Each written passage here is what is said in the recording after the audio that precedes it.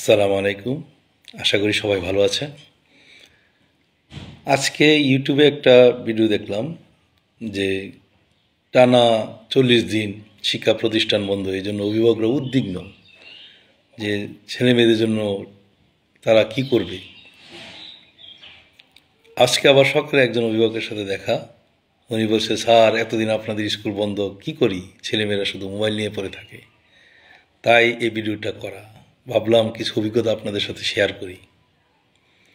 তো এই যে 40 দিন টানা বন্ধ, ছেলে মেয়েদের বিশাল একটা গ্যাপ পড়ে যাবে তারা যদি সময় মতো তাদের পড়াশোনা না করে, অথবা যদি মোবাইলে বেশি আসক্তি হয়ে পড়ে। তো এই জন্য একজন অভিভাবক হিসাবে আমাদের প্রথম কাজ কি? একজন অভিভাবক হিসাবে আমাদের প্রথম কাজ হবে ছেলে মেয়েদের সাথে সঙ্গ দেওয়া। আমি মা হই অথবা বাবা হই, আমি আমার সন্তানদেরকে আমার যথেষ্ট একটা সময় বের করে তাদের সাথে আমি মিশব, তাদের সাথে আমার মিশতে হবে। আমি সবসময় বলি, ছেলেদেরকে বলি স্কুলে, যে বাবা, তোমরা তোমার বাবার সাথে মিশবে, বাবাকে তোমার বেস্ট ফ্রেন্ড বানাবে, বাবার সাথে সব কিছু শেয়ার করবে। মেয়েদের বলি, তোমাদের প্রথম এবং সবচেয়ে বেস্ট বান্ধবী কে হবে? তোমার মা। স্কুলে কি হলো, রাস্তা দিয়ে আসতে যাইতেছো, কেউ কিছু বললো কি না, কোনো বান্ধবী কি বললো, কারোর সাথে ঝগড়া হয়েছে কিনা, পড়া কেমন পারলি না পারলি, সব কিছু মার সাথে কি করবে, শেয়ার করবে। অর্থাৎ প্রথম বান্ধবী হবে তোমার মা। এই জন্য বলি, আমরা সবাই আমাদের সন্তানের সাথে মিশব, তার সাথে মিশে তার আচার আচরণ, তার ভাব, তার এই মন মানসিকতা, এগুলি দেখে তাদের জন্য একটা রুটিন তৈরি করব। সব ছেলে মেয়ে কিন্তু এক না। আমরা তো বলি যে বড় ছেলে মেয়েটা একটু বোকাশোকা হয়, একটু সহজ সরল হয়, কথা শুনে। আবার ছোট ছেলে মেয়েটা ওইটা কি একটু রাগ বেশি, কথা তেমন শুনে না, তাকে যদি আমি একটু বকা, সে কিন্তু বিগড়ে যাবে। এই জন্য বলি যে তার মন মানসিকতা, তার আচার আচরণ বুঝে তার জন্য একটা কি করব, রুটিন তৈরি করব। এই রুটিনের মধ্যে সে কোন সময় পড়বে, কতক্ষণ পড়বে, যেহেতু রমজান মাস, নামাজ আছে, রোজা রাখে, তারপর আবার তারাবি পড়ে, তো এভাবে তার সাথে মিশে, তার সাথে আলাপ আলোচনা করেই কিন্তু রুটিনটা তৈরি করব। এই রুটিনের মধ্যে যদি আমার সন্তান যদি মোবাইলে আসক্তি হয়ে থাকে, সে মোবাইল চালায়, বাড়িতে অ্যান্ড্রয়েড মোবাইল আছে, তাহলে আমি কি করতে পারি, যে কিভাবে সে অ্যান্ড্রয়েড মোবাইল ছাড়তে পারে, এই জন্য আমার চেষ্টা করতে হবে। এই জন্য আমি আমার সন্তানকে নিয়ে, ইচ্ছা করলে যদি বইমেলা চলে, আমি ইচ্ছা করলে বইমেলাতে নিয়ে যেতে পারি, অথবা লাইব্রেরিতে গিয়ে তার পছন্দ মতো দিয়ে একটা বই কিনে দিই। সেই বইগুলি পড়লো, সেই বই পড়লে কিন্তু দেখবেন যে আস্তে আস্তে কি সে মোবাইলের প্রতি আসক্তির আস্তে আস্তে কমে যেতে পারে। তারপরে ধরেন তাকে নিয়ে একটু ঘুরলেন, তাকে নিয়ে একটু হাঁটলেন বিকালবেলা, তাকে নিয়ে, অর্থাৎ বিনোদনের ব্যবস্থা করা।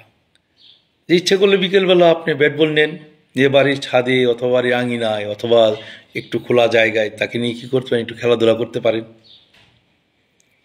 তারপর তাকে নিয়ে আপনি এই যে বিভিন্ন আশেপাশে যে বিনোদনমূলক জায়গাগুলো আছে, ওইখানে তাকে নিয়ে একটু ঘুরতে পারেন।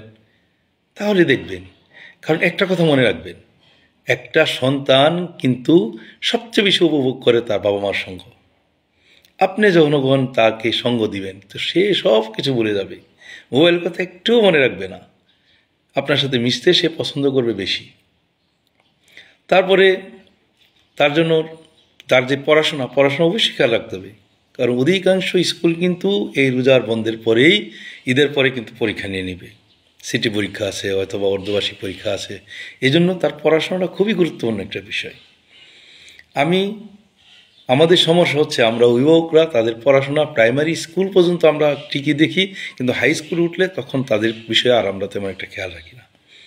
কিন্তু হাই স্কুলে কিন্তু পড়াশোনা বেশি, আমরা কি হাই স্কুলে আরও বেশি তাদেরকে কি দরকার, সময় দেওয়া দরকার।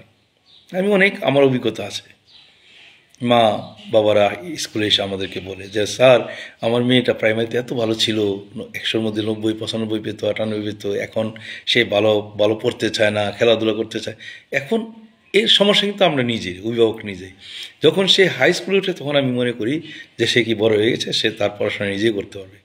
এটা আমাদের ভুল। এই জন্য আমাদের উচিত তার সাথে মিশবো, তার রাখার জন্য আমি যে রুটিনটা তৈরি করলাম, তার পড়াশোনার পাশাপাশি সে এই রুটিন অনুযায়ী পড়াশোনা করছে কিনা তাও খেয়াল করতে হবে।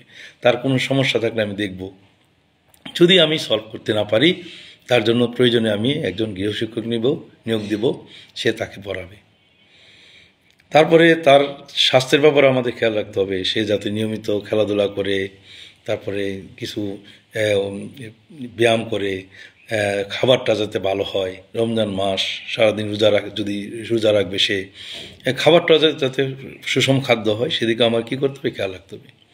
মোবাইল একবারে নিষেধ করা যাবে না, মোবাইল তারা চালাবে, যেহেতু সবাই চালায়, কিন্তু খেয়াল রাখতে হবে মোবাইলটা যাতে সে আমার সাথে নিয়ে বসবো, বাবা তুমি মোবাইল চালাও, বেশিক্ষণ চালাবে না, আধা ঘন্টা, 10 মিনিট, 5 মিনিট, এভাবে তাকে আস্তে আস্তে মোবাইলের আসক্তি কমিয়ে নিয়ে আসতে হবে।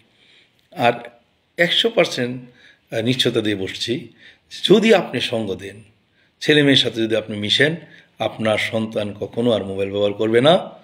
আর যদি রুটিনটা সে ফলো করে, তাহলে দেখবেন ইনশাল্লাহ আপনার ছেলে মেয়ে অবশ্যই ভালো করবে। এই আজকে এ পর্যন্তই।